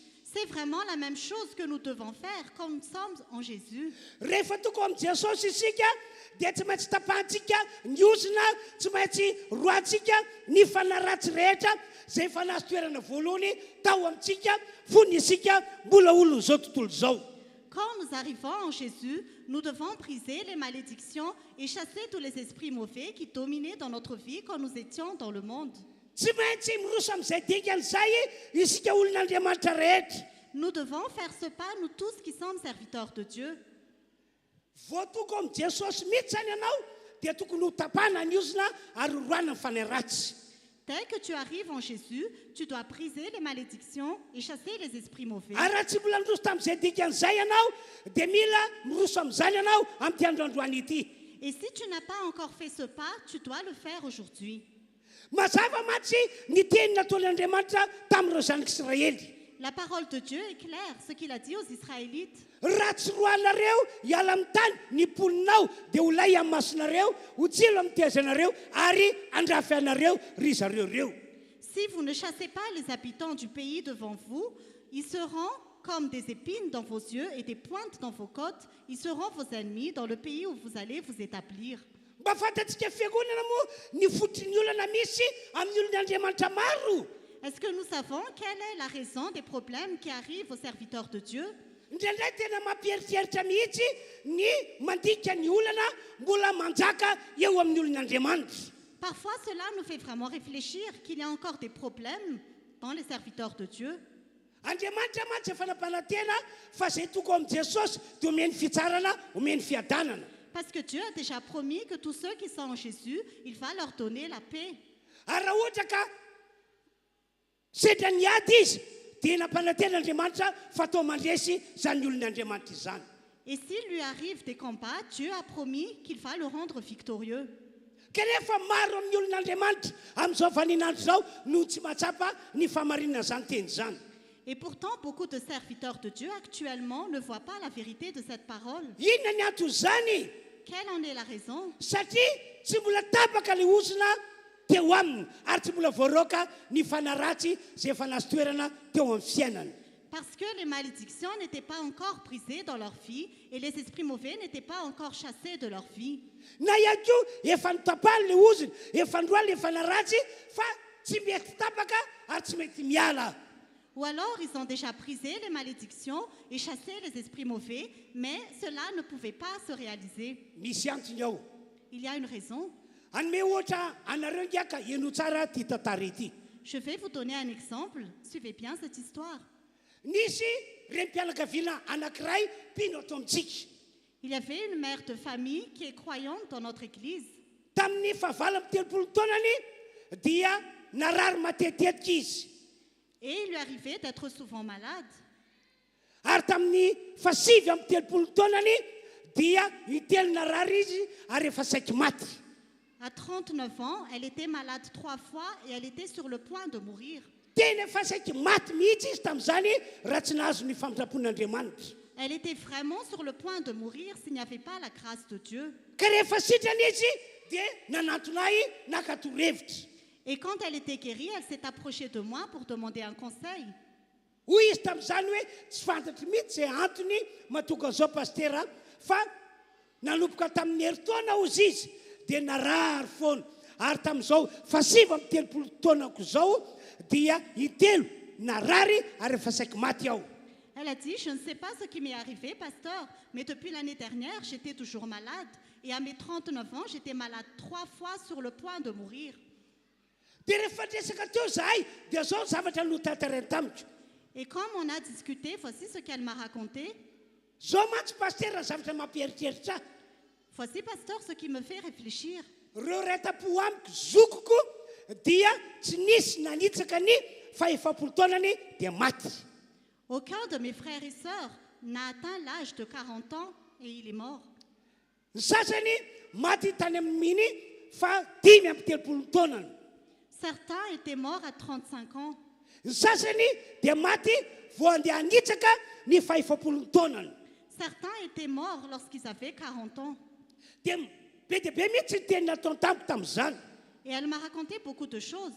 Dia hoy aho tamin'io vehivavy io, Et j'ai dit à cette femme, ranabavy io, chère sœur, mazava be ny zavatra tantarainao fa misy osona sy fanaratsy mpitondra fahafatesana tsy mbola niala ao aminao ao. c'est très clair ce que tu es en train de raconter, mais il y a une malédiction de mort qui est dans ta vie. Marina fa efa ny Jesosy ianao C'est vrai que tu appartiens déjà à Jésus, ary tena mpiandraikitra mafana fo io vehivavy io. et cette personne est vraiment un responsable. Ary isa mpiandraikitra tia mitory-teny mihitsy izy. C'est un responsable qui aime vraiment les prédications. Kanefa dia zany tantaraiko aminareo zany ny zavatra niainana. Et pourtant, c'est ce qu'elle a vécu. Satria tsy mbola tapaka ny osina, tsy mbola voaroaka ny devoly mpitondra fahafatesana teo aminy dia zay no natonga azy narary foana. Parce que la malédiction de mort et les esprits mauvais qui apportaient la mort n'étaient pas encore chassés de sa vie. C'est pourquoi elle était malade. No zany nanavavaka ho azy aho nanapaka osina ary naroaka n'ilay fanaratsy mpitondra fahafatesana. Alors j'ai prié pour elle pour briser les malédictions et chasser l'esprit de mort. Tsy napoziko mihitsy fa tamin'izany fotoana zany dia nikikikika mafy be mihitsy izy sady niantsoantso hoe resy zahay. Je ne m'y attendais pas du tout, mais en ce temps-là, elle a crié très fort et elle a dit, nous sommes vaincus, nous sommes vaincus. Mipetraka tamin'ny seza anankiray izy. Elle s'est assise sur une chaise. Tao anaty vavaka nataoko tafala teo amin'ilay seza izy dia tery amin'ny sisiny trano tary izy no mipetraka avy eo. Pendant que je priais, elle s'est levée de la chaise et elle s'est assise au bord de la maison. Dia rehefa natsahatro ny vavaka Et quand j'ai cessé de prier, dia hoy izy tamiko, pastera fa maninona eto aho? elle a dit, pasteur, mais qu'est-ce que je fais ici? Dia fantaro zavatra nanjoanao aho. Et j'ai dit, sache ce qui t'est arrivé. Dia taorina zay tsofoko rano izy mba ho salama tena, ho salama tovy. Après cela, je l'ai bénie pour qu'elle soit en bonne santé. Ary nambarako taminy fa tsy hanakery aminao intsony ny osana sy ny fanaratsy mpitondra fahafatesana. Et je lui ai déclaré qu'il n'y a plus de pouvoir sur la mort et Dia la nivavaka malédiction. ho an'ny ankonany iantsoa aho avy eo. Et j'ai aussi prié pour sa famille. Taorinan'izay dia tsy narary intsony io vehivavy io na dia nyray mandeha azy. Après cela, cette femme n'était plus malade, pas même une seule fois. Tena salama tsara io vehivavy io hatramin'ny androany. Elle était vraiment en bonne santé jusqu'à ce jour. Mihina fa mazava aminao ny tantara.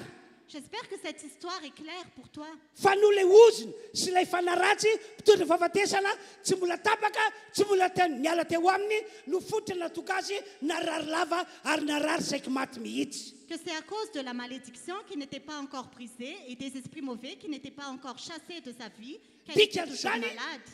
Dikan'izany raha ohatra ka tsy mbola notapahana ny ozana tao aminao na tsy mbola noroana ny fanaratsy tao aminao dia tsy maintsy hanao mission eo aminao foana ry zareo reo. Ça veut dire que si la malédiction n'est pas encore brisée dans ta vie et si les esprits mauvais n'ont pas encore été chassés de ta vie, Na ils vont mety toujours efa accomplir notapahanao leur mission. na mety efa notapahanao sy noroanao le fanaratsy fa saingy tsy mbola tapaka tsy mbola niala. Peut-être que tu les as déjà chassés, mais ils n'étaient pas encore brisés, ils n'étaient pas encore partis. Ka androany asa makatakandro intsony mandraisa ndraikitra tapahany ny ozina roany fanaratsy. Et aujourd'hui, ne prends plus de délai, mais prends la responsabilité de briser les malédictions et de chasser les démons. Ny mahavoavitaka ny olon'Andriamanitra maro mantsy dia izao. Beaucoup de serviteurs de Dieu sont trompés Hoy ny eritreritry ny olona hoe rehefa toka ao amin'ny Jesosy aho dia miala avy hatrany devoly. parce qu'ils pensent que quand ils sont en Jésus, les esprits mauvais partent immédiatement. Tsy marina zany ry havana fa mila tapahana ny ozina mila avoaka ny devoly. Mais ce n'est pas la vérité, bien-aimés. Il faut briser les malédictions et chasser les démons. Ekeo ty teny voalaza Jakoba toko faefatra andiny fafito ity. Accepte ces paroles écrites dans Jacques chapitre 4 verset 7. Hoy ny voasoratra hoe manekehana ianareo. Il est écrit, soumettez-vous donc à Dieu, Zany hoe akatoavy ny tenin'Andriamanitra c'est-à-dire obéir à la parole de Dieu, zay manome fahefanantsika hanapaka ozina sy androaka démonie. qui nous donne l'autorité de briser les malédictions et de chasser les démons Ary toera amin'ny anaran'i Jesosy ny devoly avy eo. et résister au diable au nom de Jésus. Fa zao ny vavamafaly ho Jakoba andriesy ianareo. Mais voici la bonne nouvelle, a dit Jacques, vous allez être victorieux, Hanana fiainana vaovao ianareo. vous allez avoir une nouvelle vie. Fa raha tsy manao izay dikan'izay ianareo hoy ny apôstôly Jakoba Mais si vous ne faites pas ce pas, dit l'apôtre Jacques, dia olon'Andriamanitra ihany ianareo fa saingy olon'Andriamanitra misy hidikely foana ny fiainanareo. vous serez toujours des serviteurs de Dieu, mais vous aurez toujours des problèmes dans votre vie. Ino tsara ty ohatra ameko anareo ity. Écoutez bien cet exemple que je vous donne. Ry zanak'Israely eo Chers Israélites, ho toko amin'ilay tany todradro sy tantely ianareo. vous allez arriver au pays où coule le lait et le miel. Fa saingy indrisy ho toy zao ny fiainanareo raha tsy roanareo ny mponina ao amin'ny tany. Mais voici ce qui va se passer si vous ne chassez pas les habitants du pays. Isotro ronono arabaky teny ianareo rehefa tonga ao. Vous allez boire littéralement du lait quand vous arriverez là, Fa saingy ronono mitapoka rano no sotronareo. mais ce sera du lait mélangé à de l'eau que vous allez boire. Ihinana tantely tokoa ianareo rehefa tonga ao. Vous allez bien manger du miel quand vous arriverez là, Fa saingy tantely misy vitsika na tantely misy fasika no hoaninareo. mais ce sera du miel avec des fourmis ou avec du sable que vous mangerez. Tsy mahafinaritra ry fiangonana ny fiainana tahak'izany a. Une vie pareille n'est pas agréable, chère Église. Hoe olon'Andriamanitra ihany ianao fa tsy mahatsapa fitsarana tsy mahatsapa fiadanana mihitsy. Que tu es un serviteur de Dieu, mais tu ne ressens jamais la paix et le repos. Ekena fa misy fitsapato-hevitra. C'est vrai qu'il y a des épreuves. Tena ekena fa misy fizato-hevitra. C'est vrai qu'il y a vraiment des épreuves. Fa mandalo sy miserana ihany zany. Mais cela passe tout simplement. Fa isika dia nataon'Andriamanitra ho vavolombelon'ny herin'Andriamanitra mitahy. Mais Dieu veut que nous soyons témoins de sa puissance qui bénit. Koa amin'ny anaran'i Jesosy andaontsika rehetra akatoza lazain'Andriamanitra. Alors, au nom de Jésus, obéissant à la parole de Dieu, Andao ho tapahantsika androany ny ozina izay tsy mbola tapaka. brisons aujourd'hui les malédictions qui n'étaient pas encore Andao ho brisées. roantsika androany ny fanaratsy izay mbola ny domina tao fiainantsika. Chassons aujourd'hui les esprits mauvais qui dominent encore dans notre vie. Aza kivy amin'ny ady atrentsika isika. Ne soyons pas découragés face à nos combats, Faraka ilay tenin'Andriamanitra nambara tamin'ny heriny tsy maintsy mandresy isika. mais grâce à la parole de Dieu qui a été Tsy annoncée la maintsy semaine mandresy ny dernière, olon'Andriamanitra. nous serons certainement Ho tanteraka victorieux. androany anay zany. Cela va se réaliser aujourd'hui. Andao hivavaka resika rehetra amin'izao fotoana izao. Nous allons maintenant prier. Tena mivavah mifonao rehetra mihitsy. Prie vraiment de tout ton cœur. Manava fifonana ny amin'ny tsy rambona nataonao tamin'ny fankatoavana ny teny. repens-toi de ce que tu as fait quand tu n'as pas accompli la parole. aoriana mivavaka fifona ataonao tapao amin'ny anara jesosy ny osiny Après la repentance, brise les malédictions au nom de Jésus dia ny roa tahaka izany anko mifany ratsy et chasse les esprits mauvais. tena asehoy mihitsy ny finoanao hoe tsy maintsy mandresy anao androany Montre vraiment ta foi que tu dois être victorieux aujourd'hui. foalo avokoa re barazy rehetra nataony devoly nanakana ny soa tsy ho tanteraka taminao sy ny akonanao Élimine aussi tous les blocages que le diable a fait dans ta vie. andao ary hivavaka vetrantsika rehetra Nous allons maintenant prier. atsaka ny tananao fanehoana fa vonina be ianao Lève ta main pour montrer que tu samy es ary prêt. vavaka isika tompoko Prions tous. toy izy le vavaka Continue à prier.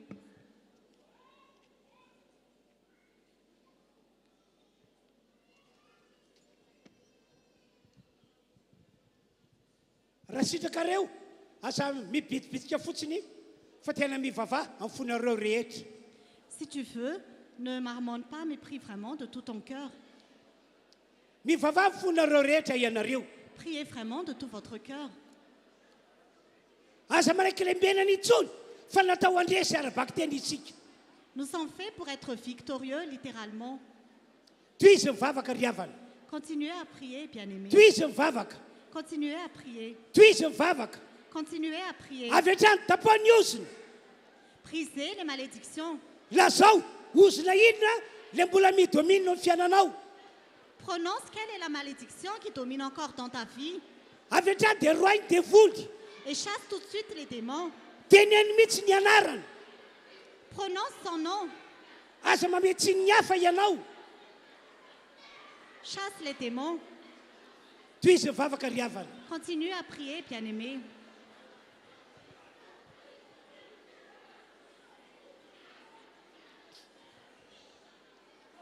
Alléluia. Alléluia. Amen. Amen. Amen. Alléluia. Alléluia. Sotra tompo. Irahantsika manao ilay hira hoe ny foko ny mpamonjy andininy voalohany ihany. Nous allons continuer le chant Mon cœur, mon sauveur.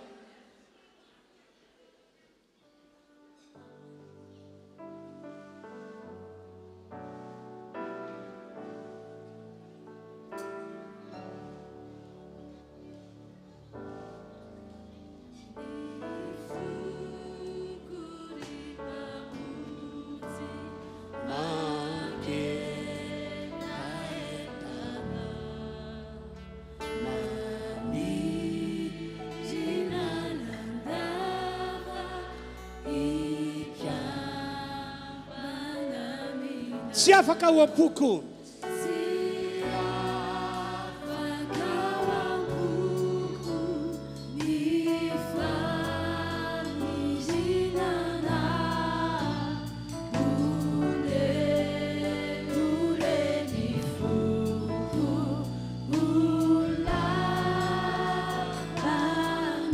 diakobiany masika dia petra ho fonao tananao fa anao vavaka fanafana ho anareo rehetrarehetra ao Ferme les yeux et mets ta main sur le cœur. Je vais faire une prière. enina de dia délivrance. ianareo any atokantrano any azy a dia miomana andray an'izao fanafana lehibe zao Même vous qui êtes en ligne, préparez-vous à recevoir cette grande délivrance.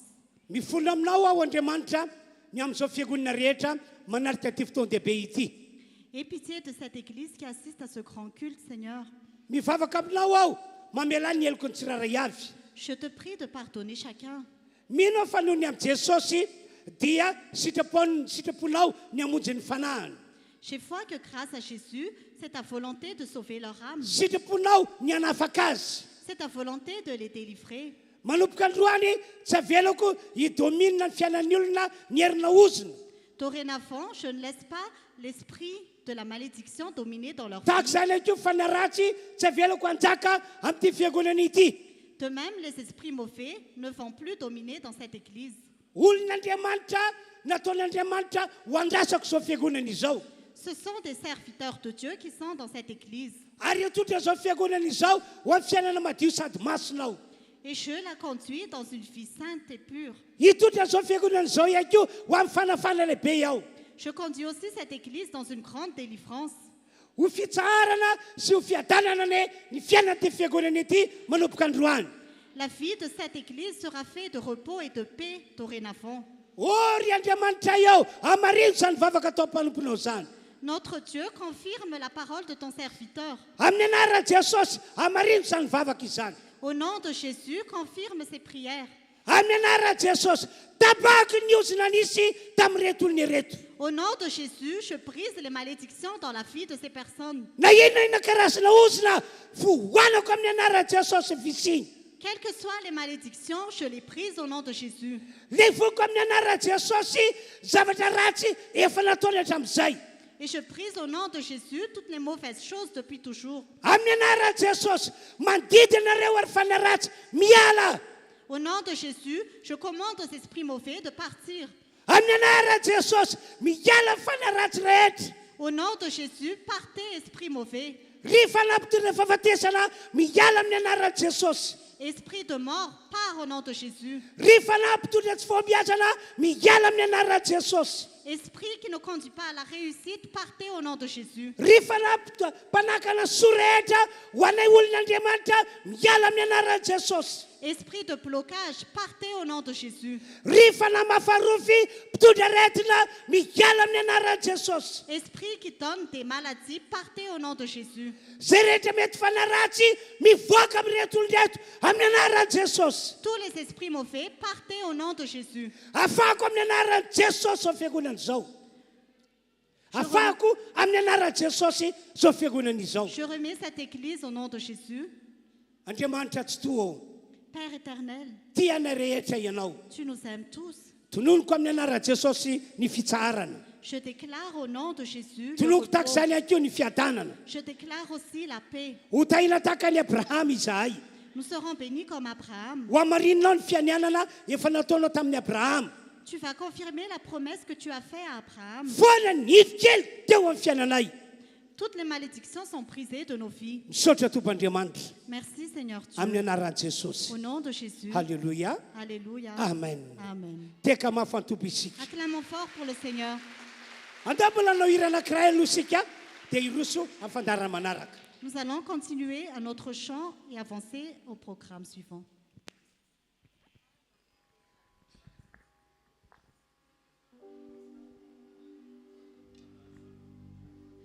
Nao tsika hitsangana mbola ideran'i Jesosy mena anazy rery ny haja voninahitra mandrakizay.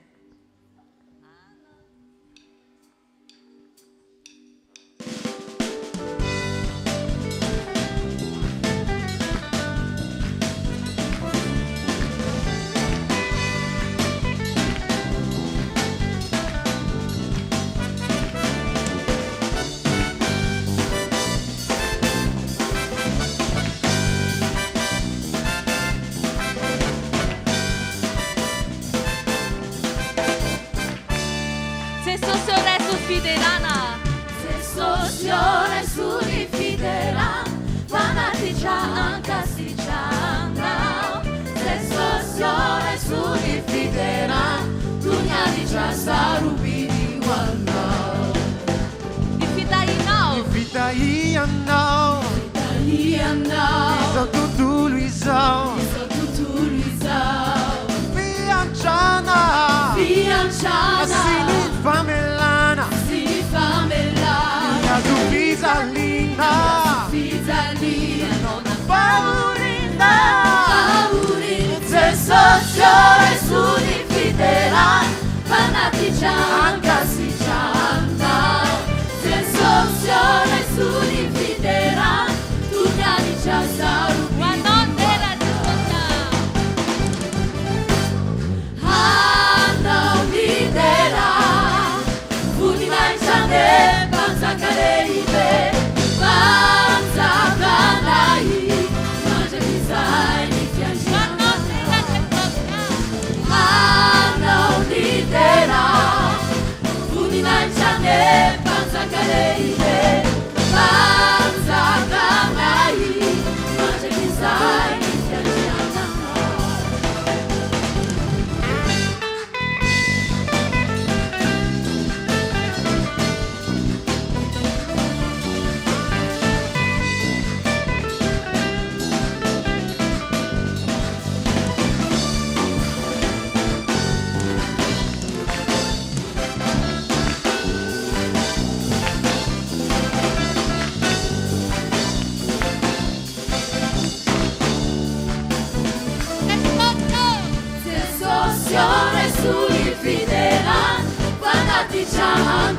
Angasichana, se sosora e sunifidera, Dunyani Chasaru Vidiwana. Unitenina, Tenina, malume ai vovó, de Agava, Pandesena, Fadesena, Asini Famuzena, Sinifamuze, Unividaina, Vidai, Asini Vivalinda, Vivali, Se Sosora e sunifidera, Dunyani Angasichana, se sosora e sunifidera, Dunyani Chasaru Vidiwana. Anao, Anau nidera, Punai chane, Pansakareive, Pansakanai, Pansekisai, Sensiana. Anau nidera, Punai chane, Pansakareive, Pansakanai, Pansekisai. Anão Nideira de Social. Anau nidera, Puninai chane, Pansakaneive, Pansakanai, Pansekisai, Fiangiana. Falfenao androany